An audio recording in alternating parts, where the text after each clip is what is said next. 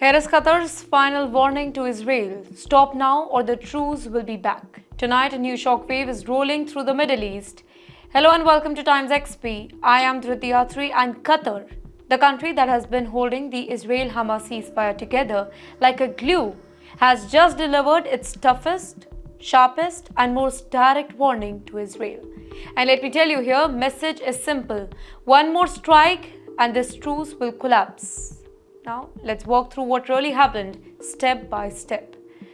Well, Gaza woke up to explosions, and that too again. Another round of Israeli airstrikes, another night of chaos, another set of casualties reported by hospitals.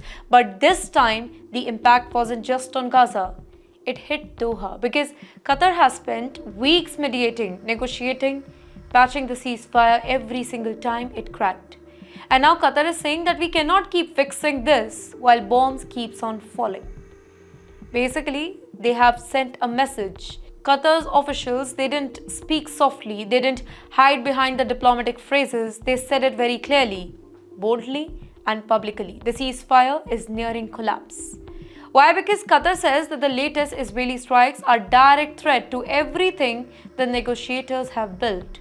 And if the truce collapse, Gaza goes back to the full-scale war.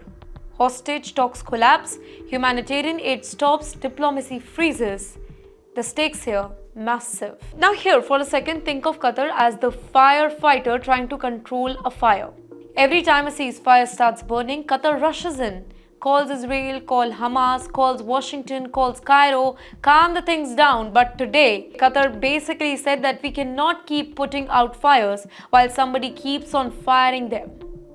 That's a rare tone from Doha, a country that almost never raises its voice. In the meantime, Palestinian officials say that there has been dozens of ceasefire violations, and that too since October 11th. Hospitals in Gaza are reporting new casualties, new injuries, new destruction. Every incident pushes the truce closer to the breaking. And every time that happens, Qatar has to convince both the sides not to walk away from the agreement. But now Qatar is signaling that it might not be able to hold the line any longer now.